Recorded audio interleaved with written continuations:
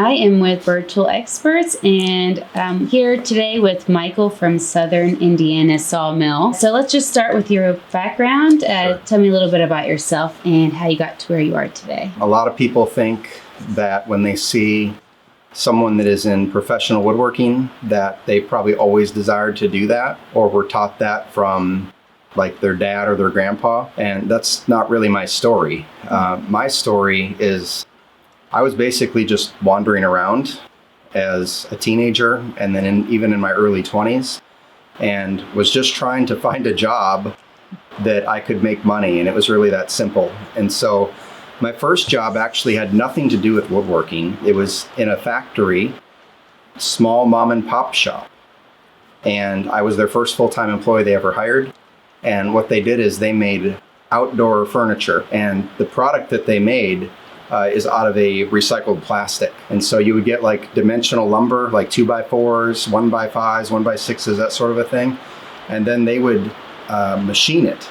But they used all the same tools that you would use for woodworking. And the cool thing about learning that way is that plastic has no grain direction. So you didn't have to worry about if I run the tool this way or that way, I'm going to tear it up or blow it up. And so it was really easy to work with. And that was my first real introduction to real woodworking tools. Before that, I'd installed stereos in cars and built stereo boxes and things like that. But that was like my first actual job. I was like probably 20 years old when I started doing that. And so that was about 20 years ago. And that was my introduction. And then after that, I gained more interest in it. I started working in real cabinet shops, doing work that basically took the lumber all the way from like the rough dimension into the final product. And so you learned a lot about the nature of wood, climate, atmosphere, different types of glues, different methods, techniques of building things. And I spent like a year just building doors in a cabinet shop. And so I would have days where I just stood there and like sanded all day, just doors. And it was just so monotonous and boring. And that led me to want to find other places and other venues that I could try to sort of further my skill in different areas. I would use the tools from the cabinet shop, and thankfully the owner there allowed me to come in after hours and weekends and work on my own projects. And so I would do all kinds of things creatively that I couldn't normally do there, but get to use like the best tools available to do it. And so that was really cool. And then from there, I just started gaining other experiences. I started learning how to do woodworking on the lathe, how to do inlay type work and things like that. And so then I just started to get more and more into woodworking as I went along. And as I kept pushing the envelope of what I could do with my skill set, I kept trying to find different projects I could do. So no longer was cabinets really difficult or interesting. No longer was basic like shaper work and things like that difficult. I wanted to start getting into other more advanced skills. And the most advanced project I could find was building guitars, acoustic guitars. That required a lot more hand tool work than I'd ever done before. And as you know, any good guitar has really good inlay work and stuff like that in it.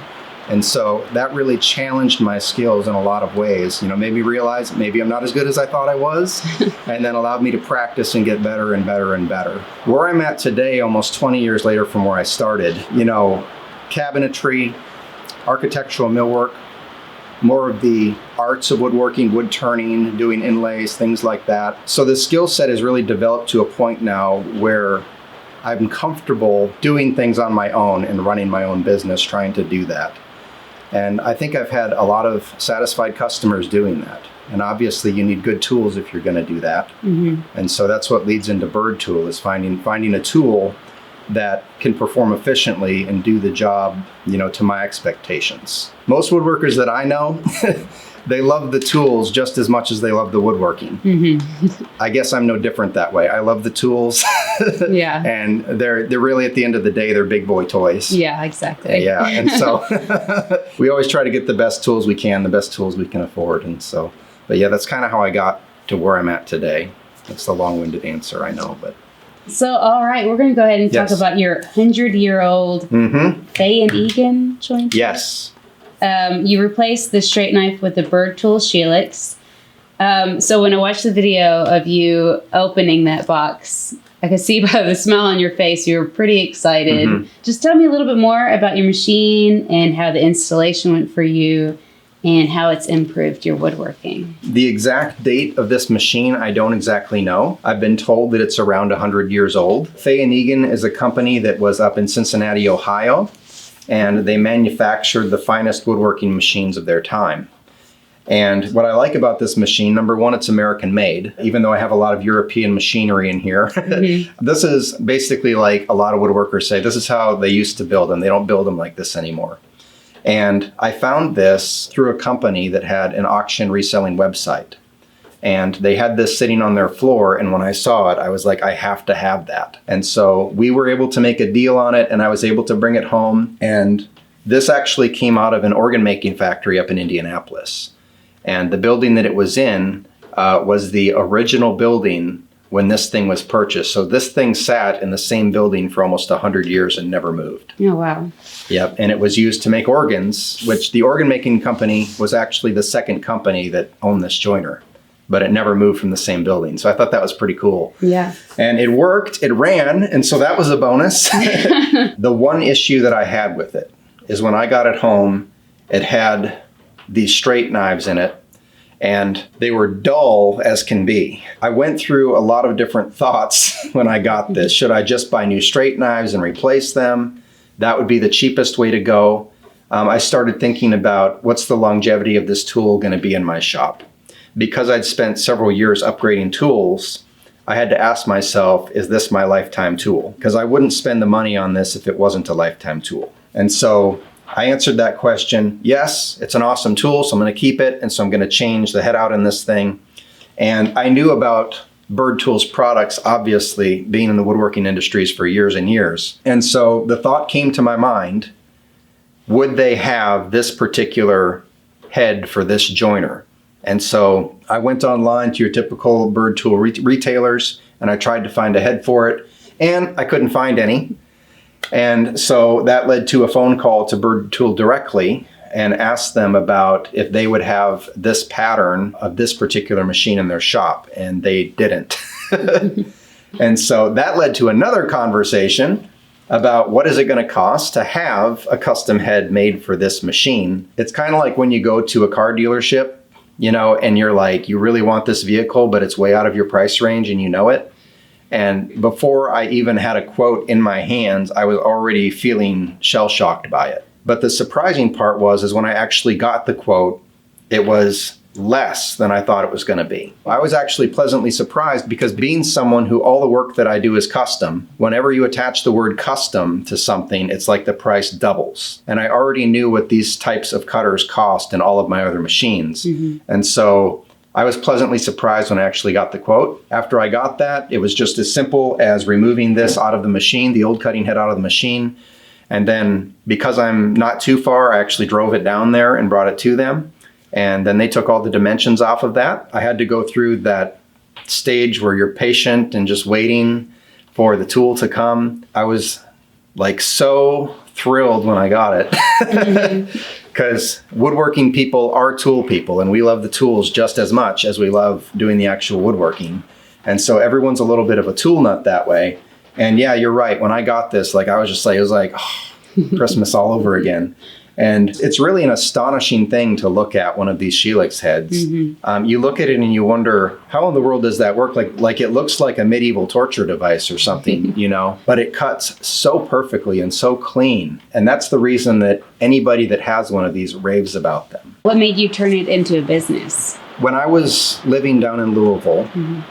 I got involved in a job while I was trying to work my way through school. And being basically not a traditional student, you know, in the 18 to 20 some year category, I didn't start going again to school until I was 28. I already had a family and was already married. And so I was looking for more security. At that time in my life, I wasn't really interested in starting a business. And I got an opportunity in a manufacturing facility in Louisville to start supervising and then later on managing inside of this pretty good sized company. Although that sounds like a real opportunity and sounds like it would make a lot of money, it wasn't a great opportunity and it didn't make me a lot of money. I was the lowest paid supervisor in the entire company. I only made essentially $1 an hour more than any other employee there. And it was a high stress corporate type of mentality. Again, I found myself not being creative like I wanted to be, not having the freedom that I wanted to have. I was always compromising my family time and compromising all areas of my life to serve a business that I felt I was never going to get any kind of reciprocation, on the other end. And so when I found my time coming to an end there, I invested in the sawmill. And so it was the sawmill business that sort of got me out of that. And the sawmill started to become part-time, and then I worked other jobs that were sort of part-time and had been slowly transitioning for a couple of years to where I can do this on more of a full-time basis. Of course, always being a woodworker and always having that going on, I needed some kind of a shop where I could continue to build things for people. And so I really restarted my shop in a 2-car garage when we lived in Southern Indiana. Just had very basic tools, what I could afford. And then over the course of about the last, 7 years, I've been building up this shop to the point of where it is today, which I'm like, this is like a dream shop for anybody. Yeah, it's very nice. So I'm very happy with what I have now, and I don't have the newest tools, but all of my tools function perfectly and function well. But that's kind of how I went from working for someone else to working for myself. It has required a lot of sacrifice and a lot of time and commitment, but it's like they say, when you are doing something you love, you never work a day in your life. How has it had an impact on your woodworking? Oh, huge, because when you have a helical head in one of your machines, it cuts a lot cleaner and it's very, very efficient, and it's not as hard on your tool. And you learn that, especially with something like a joiner. One thing that people don't think about a lot of the times is the vibration and how it works through your joints and everything like that. I've been in shops where basically very similar size joiner with like dull straight knives in it, and you're planing wood all day through a joiner like that, and you go home and you are just fatigued. And on a machine like this, because of the way it shears and the way it takes several tiny cuts instead of basically one big huge swooping cut every revolution, because of that, there's a lot less strain on your body, there's a lot less strain on your joints. So the fatigue is less than what it would normally be. And not only is it easier on yourself, but it's easier on other components of your shop, like your dust collectors and things like that. Because the shavings are so much smaller, they just suck up like really easy. You don't get the clogs and things that you sometimes get with straight knives in some of your equipment. Do you believe that it was worth the economical investment? The question you have to ask yourself when you're talking about spending money in your shop is, what is the long-term value that is placed in it? Woodworking tools are not completely depreciative like an automobile is. My father always said, the worst purchase you can make is a car, because it will never be worth more. In a tool like this tool is worth more today than it certainly was when it was new. And it's worth twice as much now as it was when I bought it, because it has this particular head in it. As far as being worth the investment, because this is a lifetime tool, and because of the efficiency with which it works, the fact that you're not replacing knives every couple months. And if you have to, you just rotate the knife.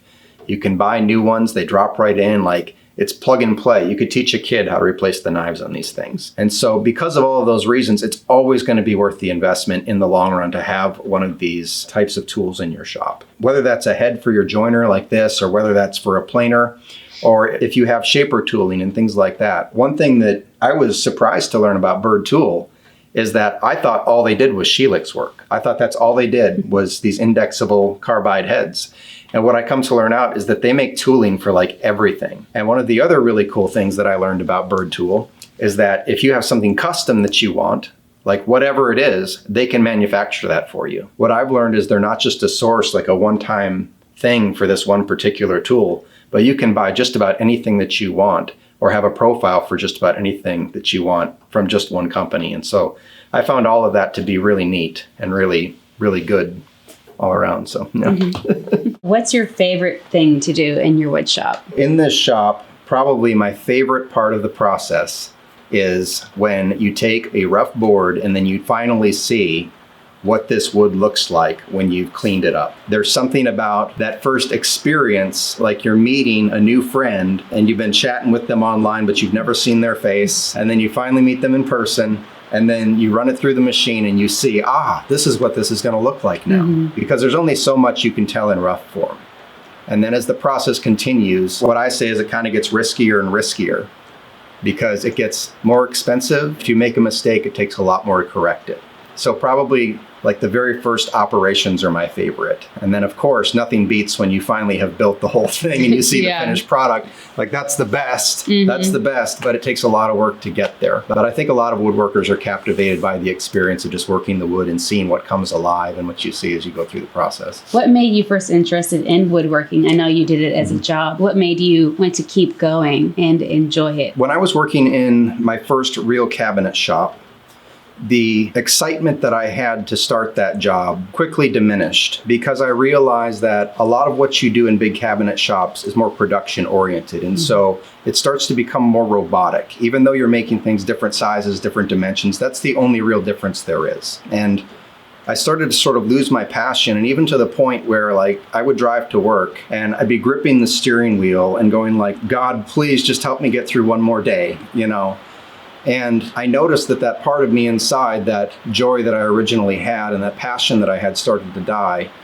And that's when I started getting into other things. It's not like I wanted to leave woodworking, but I needed those passions to have a place where they could be satisfied. The first thing I did is I bought this little, they call it a mini lathe. It's like the big one I have in the shop here, only it's like a quarter of the size. And so a mini lathe is like the Yorkshire Terrier, you know, of woodworking equipment.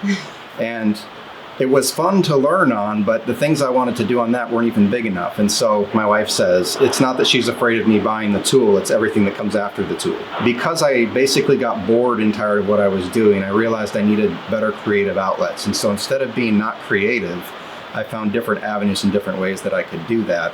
And because I did have a passion for woodworking, it just kind of naturally fell into other things. Like I've never been content being the guy that can just punch the clock and do the same thing repetitively over and over.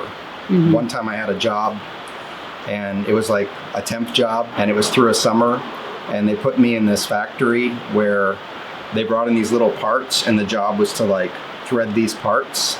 Like there's a little hole and then you threaded that little hole with a pedal and it came down. And I did that for like a day and a half. And I was like, I'm done. I can't do it. And then there was this gal that was working next to me and I asked her, how long have you been working here? And she's like, 8 months. And this is all you've done for 8 months. And she's like, yes. And I plan to work overtime tomorrow. And no.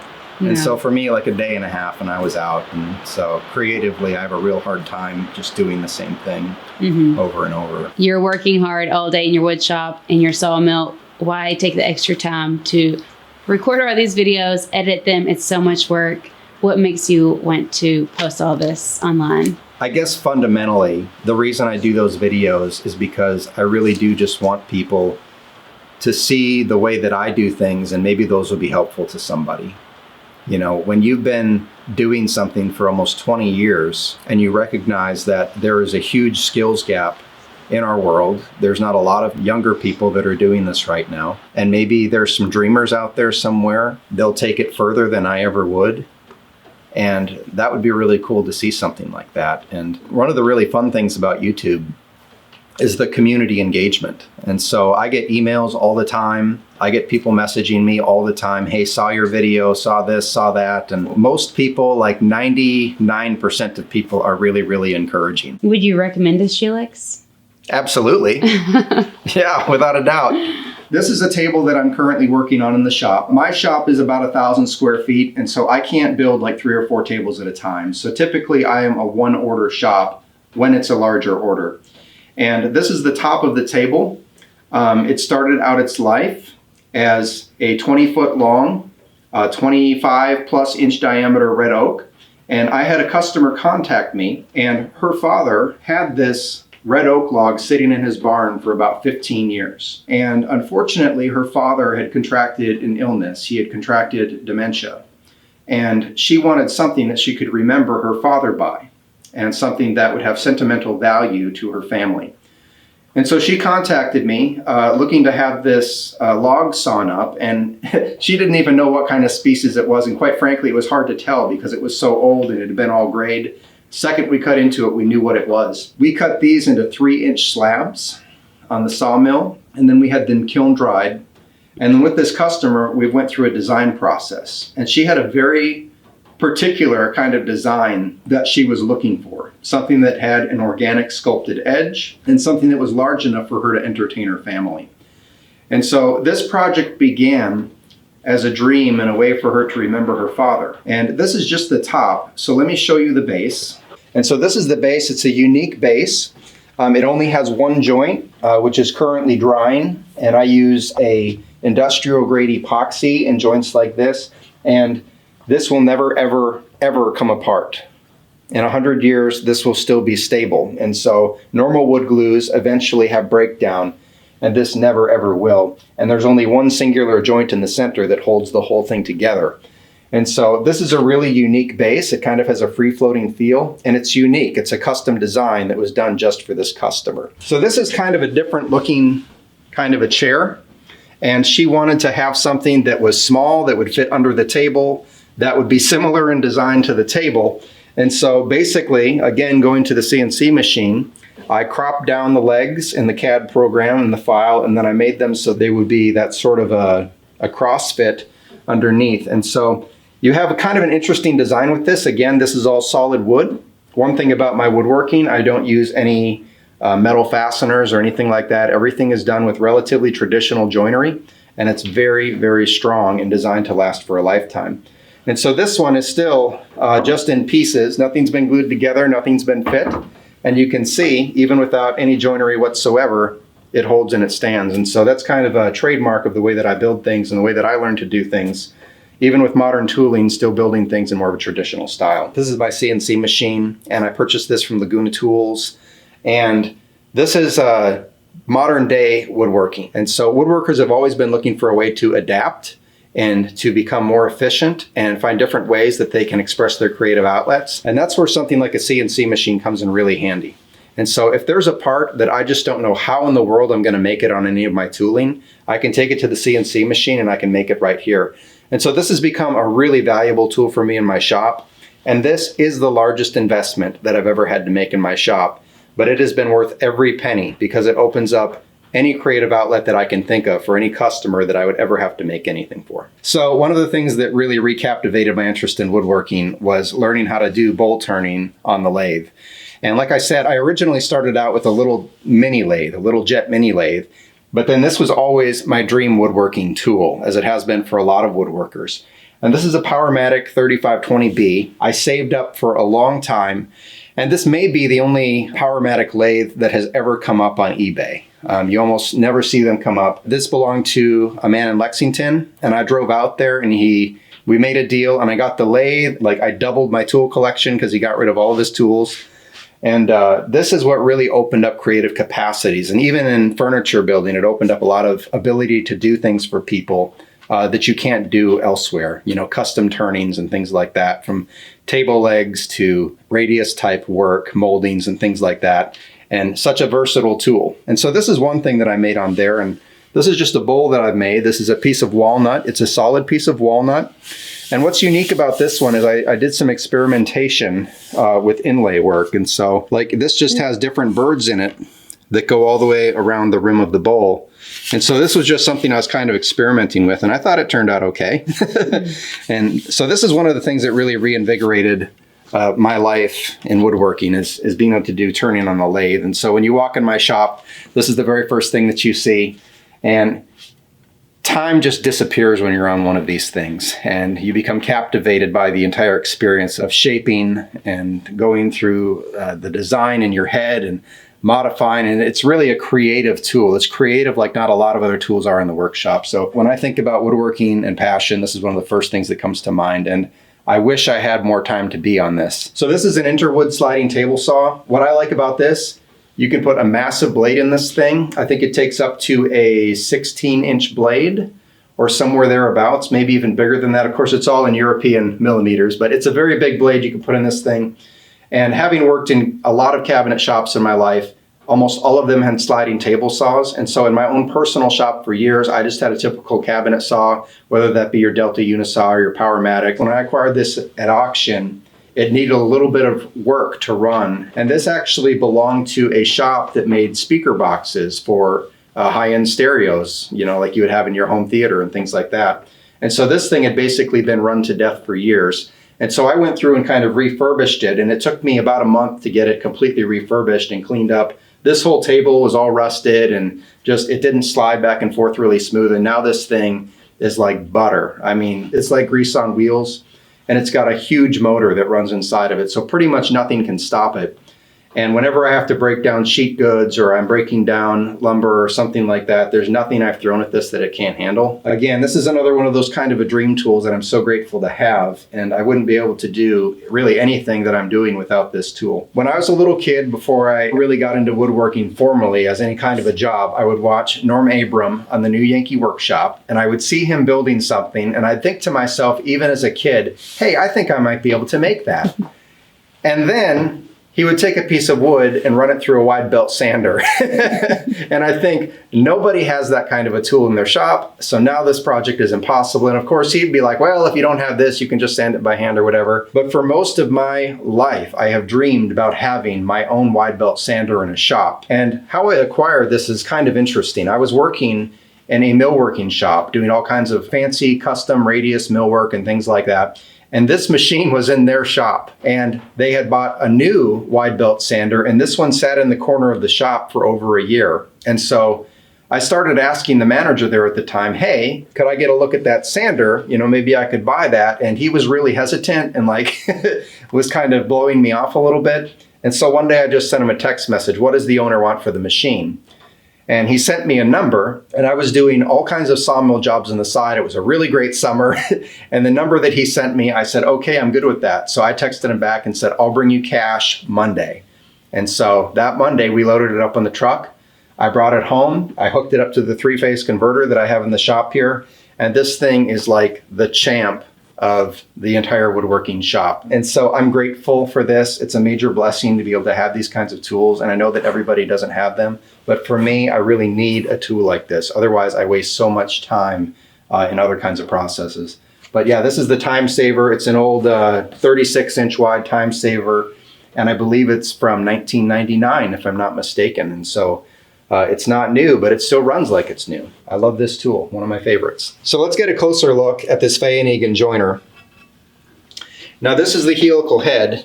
People, do not touch these with your fingers, okay? They're very sharp, but I'm just showing you how they made this. And so one of the cool things about this is you see they put in these spur cutters on the side, which means I can join all the way to the very edge of this machine. And that's something that Byrd Tool really considers in their tooling, is the overall usefulness of the tool when it's being made. And this thing, I don't even know how many cutters this thing has, a bunch. But what's really cool is on a 16-inch joiner, I can still get all 16-inch joined if I had to from corner to corner on this. A lot of other helical heads, they cut corners on that. And so you get a helical head and you'll get something more like 15.5 or 15 3/4. And this was something that was put into consideration in the design that we talked about with Byrd Tool. And so that was something that was really cool. This joiner has a massive cutting head in it, which is what makes it as efficient and as clean cutting as it is. The more knives that you have, the better. And this one has no shortage of them. So this is really, as the start of any woodworking project, the most valuable tool in my shop. Because if you can't get at least one flat edge on your work, there's really nowhere to go from there. And so this tool really is fundamental and really the first heartbeat of any project that I do in the shop.